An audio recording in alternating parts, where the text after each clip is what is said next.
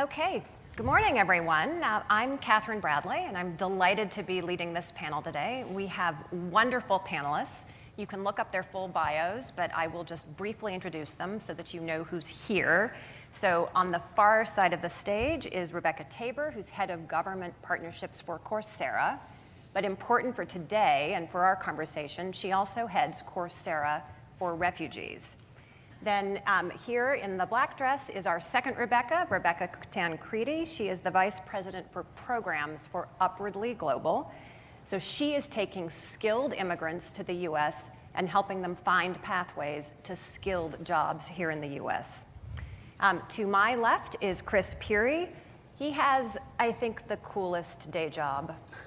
He is the worldwide manager for something called Worldwide Readiness for Microsoft. That means he is responsible for training 55,000 global employees. That's a very cool job. Fortunately, they're already smart. Yes, so you have good material to work with. He also has a nonprofit hat he wears in that he's the board chair for Lingos. That's a nonprofit that is providing training and professional development to NGO employees locally all over the world. So we'll hear more about that in a moment. And then finally, Rolando Posada, who is the executive director for IDEA Public Charter Schools in San Antonio. These schools are on a roll. He now has grown to 20 IDEA schools in San Antonio and on the way to 30 across the next 5 years, which is an extraordinary growth rate. So what pulls all of us together today is that everyone on this panel is serving a population considered to be displaced or marginalized. This is extremely hard work. So what we're going to do today is really unpack both the challenges and the opportunities of this work. So to start us off, I'm going to ask each of you to just give a minute or two of your own personal background and what actually brought you into this work. Rebecca, why don't you start? Hi, everyone. Great to be here today. So I'll talk about the generation of Coursera for refugees. I think it's a great story. So in October of 2015, when the world was really realizing the gravity of the refugee crisis as part of the ongoing conflict in Syria, a group of employees at Coursera got together and said, what can we do with the technology and the talent that we have at Coursera to address this crisis? And twice a year at Coursera, employees get an entire week off for our Make-a-thon, which is a company-wide hackathon, to work on projects to make the company or the world better. So we said, let's use this week to catalyze the focus on what our company can do in this space. For many years, of course, we had known that this was a population we might be able to benefit, but there hadn't been that same kind of attention and energy towards the issue. And again, it was only a week, so there was only so much we could do, but we set up a boiler room. And the first thing we did was try to see where are we already impacting refugees, what's going well, and what could we do better. We saw that we had close to several hundred refugees who were coming to us organically through our financial aid opportunity, but there was so much opportunity to reach people who weren't aware of what Coursera could offer in terms of high-quality, skill-based courses. So coming out of that week, we turned to our partners, the State Department, and said, we want to work with you to reach as many nonprofits as possible to support them in their on-the-ground work. Rolando, why do you do what you do? So thank you first for having me here. It's a great honor. It's really about civil rights for us, serving the underserved. When Martin Luther King passed away, he was leading a campaign for garbage men, I believe up in Chicago somewhere.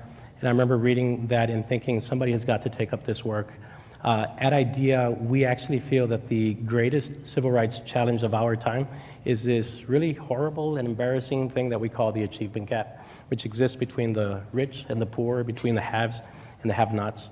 And so that's what gets us out of bed every single day. The idea that if we do right by our kids, they'll have a fighting chance to get to and through college. For 11 years in a row, we have had 100% college acceptance, although 90% of them qualify for free or reduced lunch. And was there a moment in your life where something revectored you and you said, this is going to be my work? Yes, once I started teaching, I realized that, yes, I had an inclination for teaching, but there was a serious problem here, that our kids in lower income areas were just not getting the same education that kids across town were. Rebecca, So- what channeled you into this work? Yeah, well, previous to working at Upwardly Global, I was in corporate HR. And so I was often working with how to get the best talent into an organization and then how to develop that talent. And I felt like I was constantly fighting a battle, trying to get hiring managers to understand that maybe the shortest path to that hire wasn't the best. So, the hiring manager, looks at the school they went to and looks at the job that they just did and wants an exact match so they don't have to do a lot of training and they can feel pretty comfortable that they're going to succeed. The problem is you leave out so many talented people when you look at it that way. And so when Upwardly Global, which was already in place in San Francisco and New York, decided to open a Chicago office, there was this great job that I got to apply for, which was to start the Chicago program. And what I do now is work both with employers to get them to recognize this talent pool, but with the individuals. So if they can understand how to do a US job search, if they can get comfortable with US cultural norms that are very different from cultural norms in Africa, Asia, and the Middle East, then they have a shot at getting the job that they are completely skilled and able to do. Chris, you had a real moment. I did, yeah. Yeah, someone kind of I actually challenged have you. Sort of a path. I've always been very passionate about learning, and that started way back from my grandfather, who was a coal miner and didn't want me to be a coal miner, and impressed upon me very strongly the importance of learning and education, and it's been fantastic for me. And I got the opportunity to join Microsoft after selfishly pursuing my own thing for 40 years. And I learned a lot about philanthropy and the importance of giving back, and it's a very, very rich tradition in the company, and it was very inspiring. And I was giving a talk to, I think, 8,000 instructional designers at a conference not unlike this one. And I was giving the pitch about what a great time to be an instructional designer because the technology is so amazing and ubiquitous and available and touchscreens and just pitching the products. Right. And I closed with a story about how these people should put their talents to good use. The skills gap we have in the medical profession, just listed off a whole bunch of social problems related to lack of education and educational opportunity. And this guy came up to me afterwards, who was the ED of this organization, Lingos, and he sort of said, "Do you really mean that stuff that you said? Because I've got some work for you if you do." And it was good. He called me on it, and it's really been a very good learning experience for me and very nourishing. You stepped up in a really remarkable way. Well, it was fun. So I want to just dive into what these 4 organizations do for a moment before we get group discussion going. So Rolando, let's just start with you. Lots of what we're talking about today is serving marginalized communities all over the world. You do that for a group at home.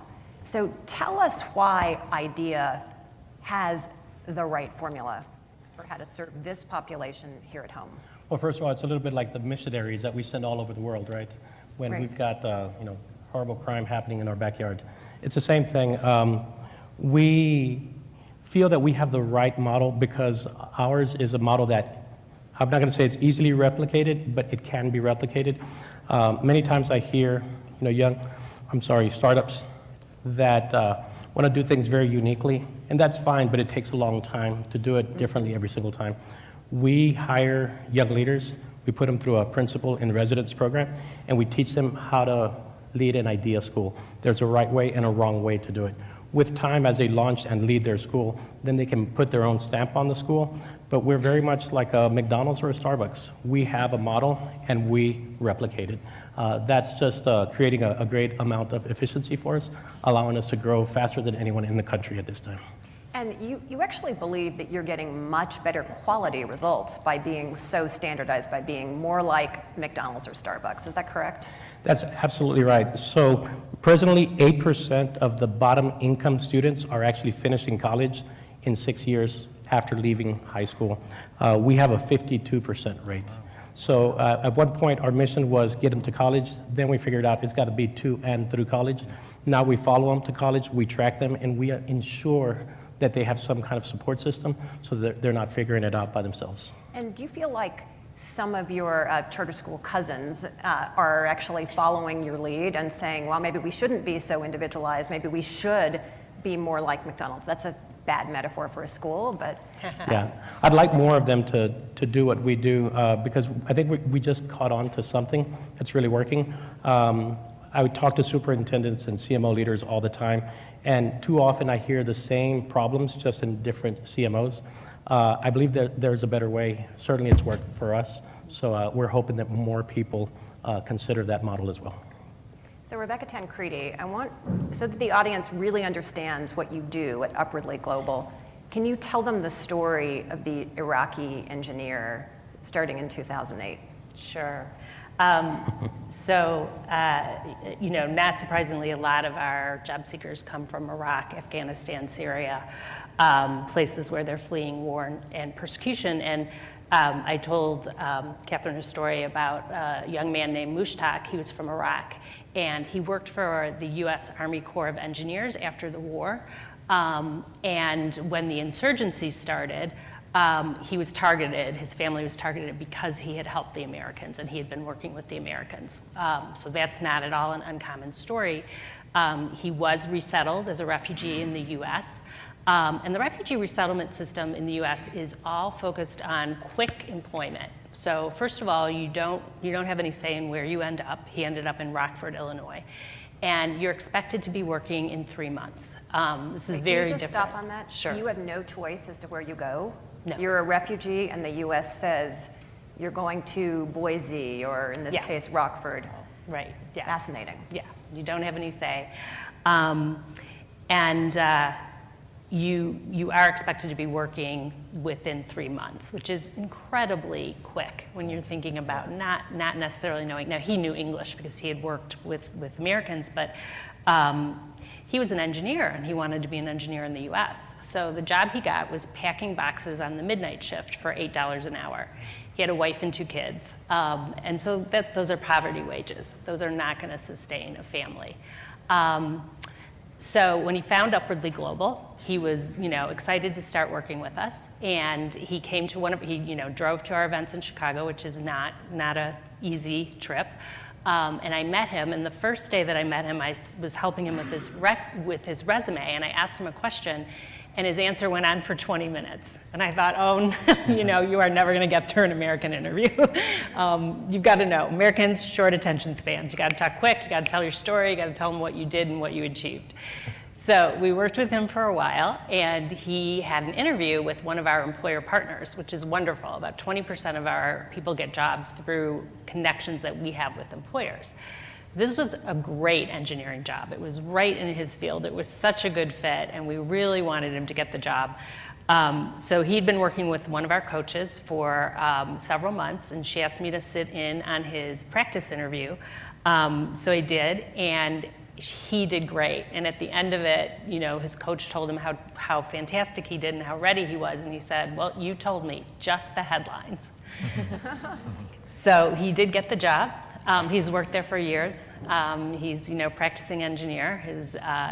He went from $8 an hour to $50,000 and then quickly to $80,000. So it was life-changing for his family. Huge success story. So I want to jump to the other Rebecca and what Coursera for Refugees is doing.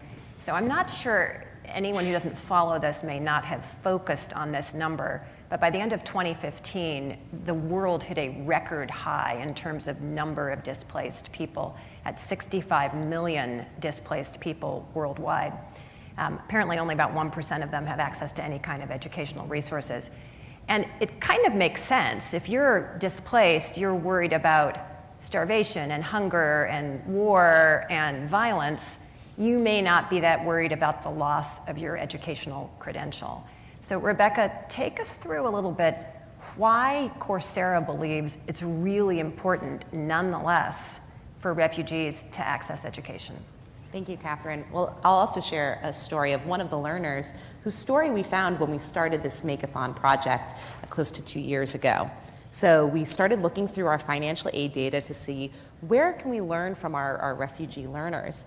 And we found one of our learners, Wasim, who had told us that he was a Syrian refugee who had escaped Tunisia by raft and after a very perilous journey arrived in the Netherlands.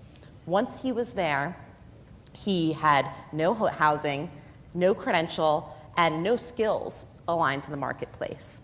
He tried to meet with his refugee coordinator. They couldn't really help him, so he was on his own. After lots of Google searching, he managed to find Coursera, to find our series and courses in Python programming from the University of Michigan. He applied for financial aid, had totally free access, completed all of the courses, earned his Michigan certificates, and then got a job working in Python for Accenture. So this was a transformational experience for him. Fantastic. Someone who had months before been on a raft across the Mediterranean, ending up with a high-paying job because he got the credential and the skills that he needed in his new home. But we said no one should face those same barriers. Refugees have so much on their plates right now in terms of settling into a new home, worrying about their safety and how they're going to acclimate. So how can we support them in finding these education and employment opportunities easily? And that's where we realized that Coursera, a technology platform that has close to 25 million learners around the world, is not actually in the best position to do this on our own. So our work has been all about working with the existing ecosystem, with nonprofit partners like Upwardly Global, Save the Children, UNHCR, and now over 30 nonprofits around the world who help us connect to the refugees, who support them as they take these learning experiences, and who help provide all of the other supports they need as they're acclimating to new homes. So last organization, and that's Lingos. Chris, you were very compelling explaining how Lingos is different, that you were not really looking to parachute in Western help. Sure. You're actually building capacity on the ground. So just tell us how the organization does that. So Lingos was formed, it's 15 people and a $3 million budget, less than $3 million budget. And it was formed just over 10 years ago, long before I was involved, by smarter people than me, who saw the need in international NGOs, the Heifers, the Red Cross Internationals, all those big organizations that we're familiar with, who pride themselves on spending money on projects in the field and not on overhead. And it turns out that the people working for them needing to learn things is considered overhead, and so they had no budget for that. And so they formed a consortium under the name of Lingos. They all chipped in a little bit of money, and then Lingos went to the ed tech community and the ed content community and sort of brought services to them. And I think they got to like 50, 60 members. They were churning along pretty nicely. And then as I joined, I really started to sort of research and understand the sector, as they call it, the not-for-profit space. And it became clear that one of the sort of driving ideas or concepts they were working on was, how do we move away from a model where we parachute, 5 water engineers from Paris into a situation and solve the situation and then go away? How do we move to a model, and this is broadly being thought through, where we build local capacity? And the kind of techniques and technologies that we in the private sector are focused on, like Coursera and the MOOCs, and teaching people at scale, and finding models through leadership training to build scale approaches to creating good learning, we thought we could apply that. And so our focus has moved to, still take care of the big international NGO organizations, but now we're aligned to their mission, and we're helping them build capacity locally. And that's when things get really hard, as you've all said, but also really interesting, and where you can put technology and what we've learned in workplace learning, put it to work to help build capacity locally. So I want to open this up now for discussion among you. And I want to start with one of the real challenges. So many of the businesses here at this conference are for-profit businesses, and there are people with resources and potentially paying clients on the other side of the transaction. None of you has that in the traditional sense. So let's talk about how you get the resources to do this work, who pays for it, and what the long-term business model is. And Rebecca, why don't you start? Great. So what was really exciting about this initiative and a lot of the work that we get to do at Coursera is we were able to say, let's focus on creating the value first and then figuring out how we can turn this into a sustainable business. So right now, Coursera for Refugees, we're providing all of the services, both the Coursera access and the wraparound support from Coursera, at no cost. Long term, that probably won't be sustainable. We need to find the business impact and how we can potentially connect existing philanthropy to this effort, whether it's to our NGO partners or through another mechanism. But the big lesson for me, and I'm really glad that I had this opportunity to learn, was really the practice of asking for forgiveness, not permission. We leveraged this opportunity with our Make-a-thon to say, hey, we're just going to do this. We're just going to start. And we said, give us a year and a half, and then we'll figure it out. And there were some skeptics on our leadership team. They're like, why this population in particular? How are we going to measure success? But we were able to really take that startup ethos of let's just start doing it and learning. And now Coursera for Refugees is so embedded in the company culture. We've had 4 Make-a-thons since. Every time there's a team working on this effort. We have someone full-time who's supporting it. And I think, again, the lesson is it's so easy to spend all of the time planning, to get all of the permissions, to figure out exactly how it's all going to work ahead of time. And all of this summit is about how you can start iterating and learning, and that was really our lesson, to just get it out there, get everyone on board to start, and then to really learn, and once we have the impact, to take it from there. That's a scary thing. Here, you all jump in. Business model. How do we solve it? So for us in the state of Texas, we receive state funds. That's the bulk of our money. We receive federal. We do not receive local funds, so we can't run a bond and raise taxes because that money is not money that we're entitled to. And so what happens is that you have to go to philanthropists. You have to ask for the money. When you have no record of results, it might be a little bit difficult to get that money. But right now, we're in a little bit of a cycle of just one success after another. It's gotten easier and easier to get that kind of support. Then there's also grants. We had the Race to the Top grant, $32 million a few years ago. The I3 grant, $15 million a few years before that. But at the end of the day, we have to produce results because we're basically saying we can do a better job. And so that's really the litmus test for us. But doesn't your funding deficit get worse as you grow? Because you have basically a per student deficit. So as you grow, the delta gets larger and larger that you need to solve. So it takes us 4 years to to get to a place where we're not losing money. So 4 years is actually a very small amount of time for a business in general, but for schools especially. I will say that we won the Broad Prize Award for the best charter system in the whole country. And then just last week, the Washington Post released an article in which they ranked the most challenging high schools across the country. We had 5 of the top 10 schools in the entire country. My old school that I led is actually ranked number 3rd, Idea Frontier College Prep. And so I think that it's getting a little bit better. It's picking up a lot of momentum because we're able to say to our funders, we actually are doing what we said we would do. Everyone should note that the one school that Rolando led in San Antonio, Texas, got number 3 on a national ranking. That's pretty awesome. Thank you. Thank you. All right, Rebecca and Chris. I want to pitch on, if kind of a little bit. I think I'm going to pick on a guy who just came in the room from Rovio, who I heard his speech this morning, and they were talking about, I think, was it embedded learning? What was the phrase you? Stealth learning, right?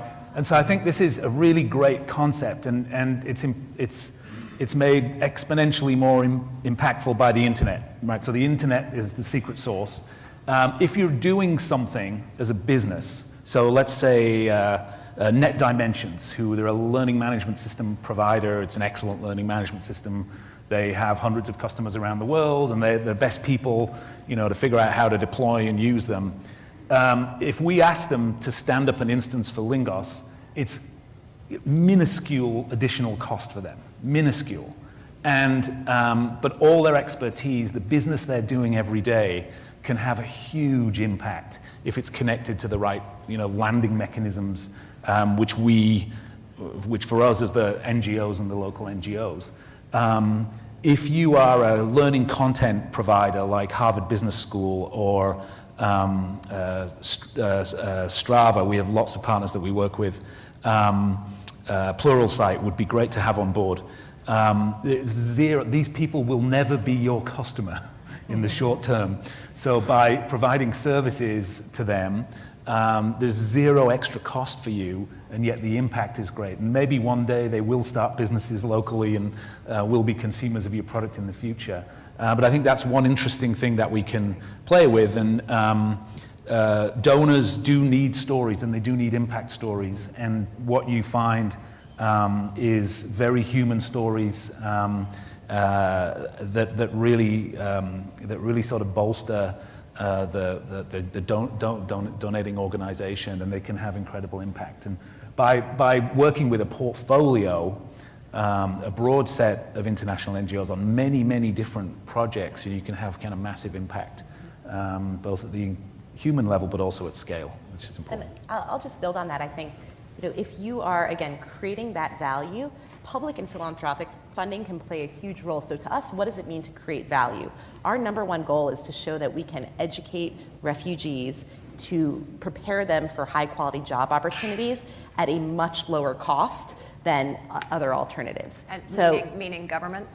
exactly. Doing it directly? Okay. So if we can, so again, the idea of getting started, show that you create that value, and then know the funding might not come from those individual learners, but there are opportunities from governments and philanthropists who are currently funding initiatives that if you are doing something at a higher quality way and a lower cost, there is sustainable funding. And I want to comment on that because what Coursera has done has allowed us to now have proof points on the difference it makes when one of our refugees completes a Coursera course, how much more likely they are to get a high-paying job. We've had great results in the time that we've been working with them, and so now this is something we can go to donors with and say, this works, will you fund this work to be ongoing? But is that ultimately your business model? Is you've got to go philanthropically?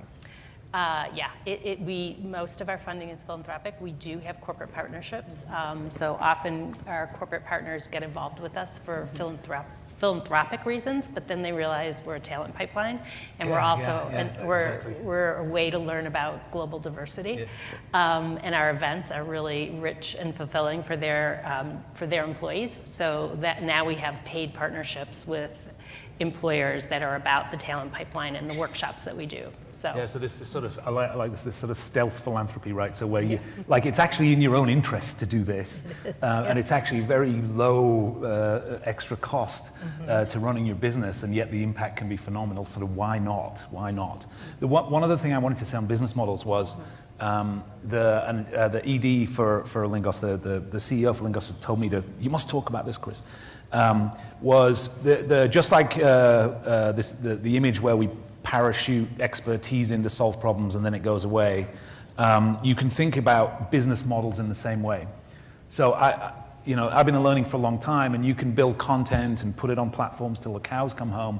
You need engagement models. You need leaders in local schools who get it. You need sort of people that engage. And how can we build local sustainable businesses doing that, and not just kind of flood the market with free content and shut down any local efforts to build skills and capabilities? So we think about that a lot too. What are the local business models? Speaking of cows, there is an awesome photograph on the Lingos website. In fact, there are quite a few. One is of, looks like a Maasai woman with a baby on her back in a cornfield, holding up and looking at something on her cell phone. The other one is of a man, looks like maybe Sri Lanka. He is sitting in the middle of a big agricultural area with like a wicker basket set up and a laptop open on top of it. So it made me think that none of these businesses, Rolando, you may be an exception, would even exist if we hadn't had the digital revolution we've had in the last 10 years. So would you have a business, Lingos, at all, but for what's happened recently? Probably not. I think the technology allows scale, but then so do international NGOs and so do local NGOs. It's kind of one ingredient.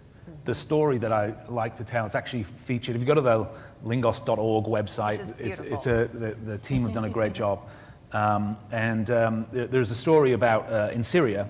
So I look at learning management system reports all the time in my day job to figure out who knows what and where we have skill gaps and so on and so forth. And Chris Prue, the CEO of Lingos, sent me. He doesn't send them all the time, but he said, you really want to look at this. And it was a report of all the learning that had happened in February of this year on the Lingos LMS, the hosted LMS that supports all these different tenanted projects. And in the top 5 geographies where learning was happening was Syria, Sierra Leone, an African country that's escaping me up here, but really the impact is very, very kind of super local, and that scale is really important. Right, and other examples from you all of how technology has very directly enabled what you're doing. I love what you told me, Rebecca, about cell phones. So one thing that, again, would not have been possible at any other time is that this refugee crisis has the highest penetration of individuals who have mobile technology. So it means instead of needing to set up a computer lab or school at a refugee camp in order to reach individuals, all you need to do is find a way to connect with them with the technology that they already have.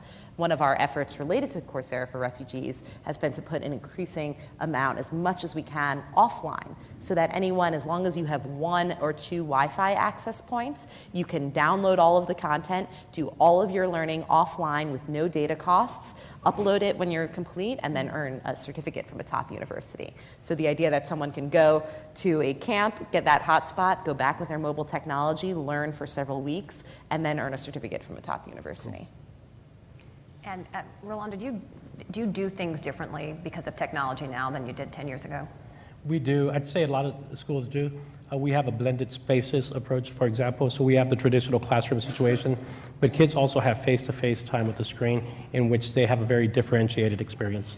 Objective-driven lessons in reading and math every day.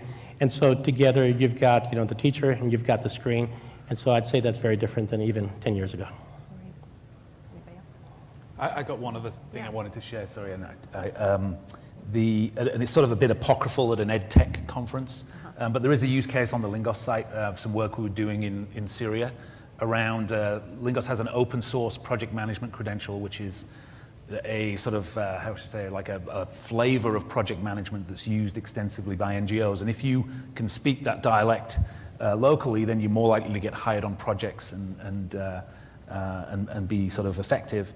And there was a desperate need in Syria, with 50% of the population gone looking for jobs in Illinois, but no constant source of electricity, not a lot of access to laptops, and even SMS was sketchy.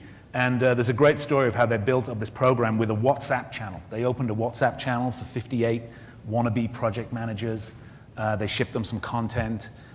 These people were so motivated to be successful at what they do that they ran this whole program, a really nice case study with just the lowest common denominator of technology, but it does help with scale and it does help with impact. Anybody else? So I want to transition us to talking about some headwinds in the work that you all face. And if there's been any meta-political message, and I'm going to say this without even a hint of any partisanship here, but if there's been a meta-political message, it's that marginalized populations can sometimes be threatening to populations already in place, that already exist, that the rise of the rest can sometimes feel very threatening. So all of you are serving marginalized populations of one kind or another. I don't know if any of you wants to start. Just, we've had a lot of anti-immigrant sentiment in this country. How's it affecting your work? So we face that definitely. And sometimes we're shielded from it because people don't always say it to our face, but when we're in the press a lot lately, since the executive orders, there's just been a lot of interest in the work that we do. And if you read the comment section, you really realize how rough it is.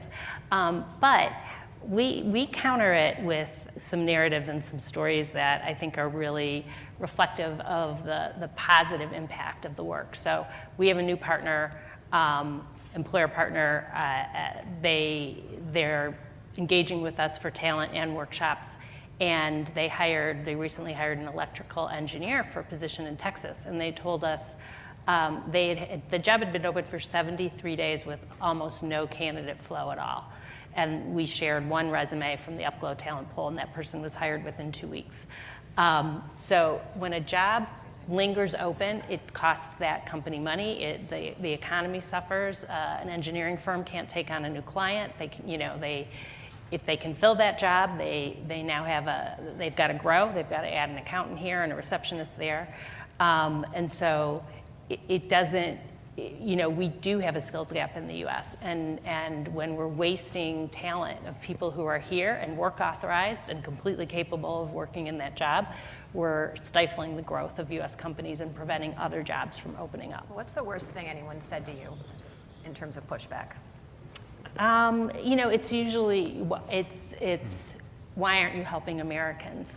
Which is really hard to hear because they are Americans. They're Americans. They're here, they're immigrants. They're just like my grandparents. They're just like so many people's family members. So this hits a nerve for me Right. because my business are kids. And so recently we had what kids were calling the ICE raids. We make money on every single time that a child comes into school and is present. That's ADA, average daily attendance. Local districts in our areas usually hit 90 to 95%. We have a goal at 97.5%. Most of our schools hit that.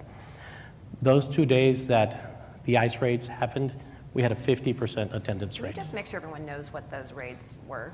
So this is, you know, immigration and customs coming in into the neighborhoods where our kids live, and they're singling out people, you know, either they've committed a crime or they haven't. That's debatable. But the end result is that our kids are hiding. They're not showing up to school. Parents are hiding. So there's the fear in learning, and it has a long time effect that lasted weeks and even months. So for me... And you mean kids didn't show up at school because they and their families were hiding? Exactly. So they feared that they were going to be taken away by customs and immigration. So I believe if you're a child, you did not decide your destiny. You're here. And the way we look at it is, you're a child, it's our responsibility to educate you. We're not really asking all the legal questions. But it really is in our best interest to educate the underserved, the lowest income. The data is stacked against us. 31% of all US students graduate who go to college graduate by 24. Only 8% of low-income Latinos do it. There's also a correlation between low literacy rates in third grade and the spike in incarceration rates. So either we teach them to read now or we're building a prison for them later. We have to educate our kids, and putting them in a situation where they're fearful for their very safety is not actually helping education. And Rolando, didn't you, you stood up for the Black Lives Matter campaign, even though your student population is largely Hispanic, and you got some pushback for that. So how did you navigate? I did. So several executive directors published very raw accounts of their takes on Black Lives Matter. I have black kids, I have black teachers, black leaders, and in San Antonio, it was a very difficult time with the police brutality and all the media attention. And we just took a stand. We each wrote little op-eds and we published them. We had a big backlash, and wouldn't you know, the backlash came from a lot of our parents. Many of our kids are down in South Texas, the southern tip of Texas, where, to be real, they've not seen black people very much at all in their lives. And so the whole black experience was something that they've never really dealt with. And so it was very easy to move from Black Lives Matter to All Lives Matter, missing the point entirely. Yeah, well, it's amazing. Actually, it makes me think a couple of things. So Microsoft's on the record on this stuff. I'm not going to represent Microsoft. We had, I think, 120 people were trapped that weekend around the world, couldn't get back to their families. That was not a happy time. Lingos is absolutely on the record on this. Personally, I am an immigrant, and I have a lot of I think very deeply about the experience of immigrants today. But what I do know is that when the sort of hatred, first of all, I learned in a course at London Business School last year that we're only going to get more. There is going to be massive movements of populations around this planet sort of projected over the next kind of 50 years. So there's only going to be more people moving from where they live to a place where they have to live or they aspire to live. So we better get better at dealing with this. And then my own personal philosophy is that a lot of the problems come, the hatred around this comes because of lack of familiarity, because of lack of education. And I think when you pour some education in, you displace a lot of fear. And you know, my industry is absolutely fueled by immigrants from all around the world. It wouldn't exist. And so, you know, let's figure it out. Chris, can I tell you the highlight for me in this whole situation?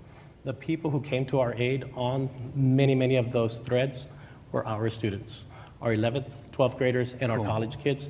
And they seemed to have a much wider perspective on what was right and what was wrong. And we didn't have to like raise up our hands to defend ourselves. It was our kids That's an awesome who story. came to the rescue. You know, another headwind I worry about is it's not just that there are going to be many more refugees. So if we're having trouble now, we may have more trouble in the future. It's also that we have some kind of correction that will be coming at some point in our economy. And if this is all framed as charity, it's much more likely to be on the chopping block. So Rebecca Tancredi, you've been really at the forefront of saying we have to reframe, not around charity, but around talent. And can I read this one quote? Sure. This was on, I don't know if you wrote it or if it was on your website, but I feel like it's important for all of us. Diversity doesn't survive the downturn, but global growth does. So how do you actually reframe to make the most solid platform possible for this work? Yeah, it's interesting because the Chicago office opened in 2009. It was a crazy time to do something that was about helping people get jobs. And diversity departments, traditionally, you know, our organization had worked with the diversity departments, but that all gets cut in a downturn. That's a nice to do, and it's not considered a business imperative as much as people say it is. It's not. And so we really had to scramble during those years, not just in opening Chicago, but in our other offices. And we really had to find creative ways like internships and really focusing on that skills gap area. So even at the worst of the recession, there were jobs that were going unfilled. And fortunately, there's a correlation between people coming to the US. You know, I think when you go to college in a developing country, first of all, you in so many countries, you don't pick your major, it's picked for you. You take a test in high school, and you know, the top test, they're doctors, the next test down, they're engineers, and so on. And so they are trained in skills that are absolutely needed. And so the good news is the population we're working with has very high and in-demand skills, and you've just got to focus on that message. I think an important piece, again, to this soapbox I'm on about creating value, when it's a commitment that you've said in the presses but goes unfulfilled, or it's a person's pet project, that's what's on the chopping block. So it makes me very nervous that we have these national calls to action for the private sector to make commitments regarding refugees, and companies scramble to put something on paper, and maybe there's one person in an office who's spending an hour a week on it. That's the work that's really subject to being removed when things get tough. So I think our learning is really, how do you build something for sustainability? So maybe you don't have the plan worked out right away, but having shared ownership across an organization, having a real implementation plan. So for anyone here who's at a tech company thinking about how you can, you know, make this jump to tech for good and incorporating this work, I think the two keys to success are really having that shared organizational ownership and having that implementation, and not just having it be a plan on paper, but something that you're tracking and continuing to learn from. So that's actually a perfect way for us to kind of wrap this up, and then we may have time for one or two questions, but we need to end exactly at our moment. So almost all of us at this conference are in for-profit businesses. This panel, everyone is serving a marginalized population without payers and figuring out a business model to make that work. So I just want to close on why this is so important, why we actually need to all of us step forward. So Rolando, you're a real advocate for not just paying attention to the business bottom line and encouraging leaders to step up. Could you just do a moment on that for the audience? Yeah, so schools can be change agents for families for entire generations. And too often, our schools are not assuming that responsibility. So here's a little data to think about. 70% of all incarcerated adults cannot read at a 4th grade level. High school dropouts are 3.5 times more likely than college graduates to be arrested in their lifetime. So for the good of the community, we need to do better as schools. This matters because people matter and because our communities, our country matters. So I kind of want Chris to have the last word, and then we'll have a couple questions. You've really become very passionate about that there's a call to conscience here. Yeah. So, I think as I was thinking about this event, it's all about capital, right? It's all about cash, looking for a place to invest, to drive growth, and there's all the venture capitalists here, and then the other side of the equation is human capital, right? I mean, the focus of our work is building human capital and building capability, and it's actually, you might not like that term, but it's that term's like making people better and making them more impactful. There is a topic that I learned about recently, was really about social capital. And it's just something that I learned by being curious and hanging around with people in the not-for-profit sector.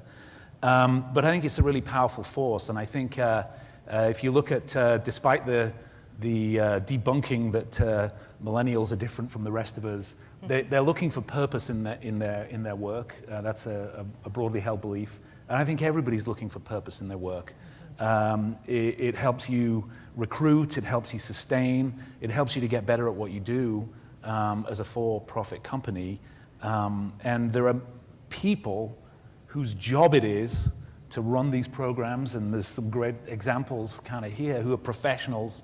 And when you connect with them and you just add a little bit of your skill, a little bit of your capability, a little sliver of the resource or knowledge that you have to work with, those partnerships can do amazing things. So I would, if I could speak to everyone at this conference, like, come on guys, what can we do to help people like this? Because it won't take much and they'll be able to do amazing things with it. anybody else? Okay, we have time. We have about 3 minutes left. So there is one microphone in the audience, and you'll have to put your hand up high, I think, for me to be able to see you. Yeah.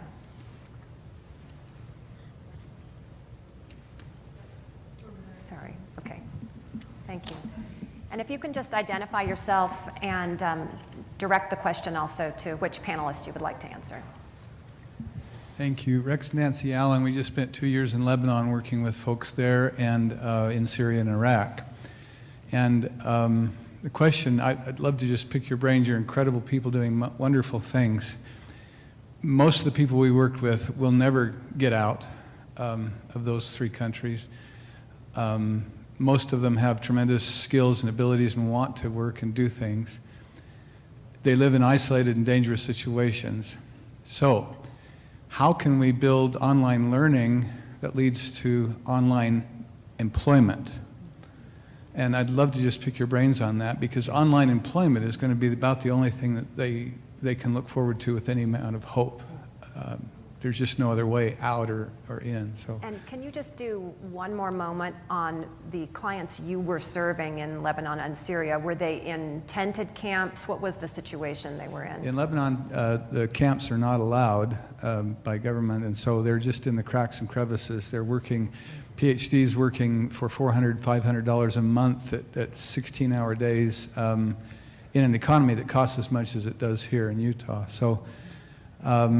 Tough situations. In Iraq, mostly tented camps that we were working with, 250,000 people in a camp. And in Syria, we couldn't even go in, but we were working with Skype and whatever else. So incredible people, came to love them more than we could even express. But the hopelessness is pretty significant, and the only option seems to be online learning that leads to online employment. Who would like to take that? Online, all right, Rebecca, online employment. As we talked about how technology is really fueling this work, I'm personally extremely optimistic that we're going to continue to see exponential increases in the availability of online employment options. One of our partners in Coursera for Refugees is actually SamaSource. They're a company that works to connect companies like Microsoft and the digital work that they have available to high-need populations internationally who need online work. So we're working with them now on a comprehensive pilot where individuals will take Coursera courses to learn digital skills and then have digital work available to them from top multinational companies. Upwork is also another excellent organization. And one of our other partners we're working with in Pakistan in a larger government partnership, their theory of action is there's already a huge marketplace for skilled online labor. There are really, I think in Estonia, for example, the average freelance worker is making about $40 an hour. They have an economy where individuals are working online at $8 an hour. So how can you fill that skill gap so that people can actually earn that higher paid work? So I'm very personally optimistic we're going to see a large increase in the opportunities, and we're already starting to make that connection. It's all English-based, though, right? So English is the gateway.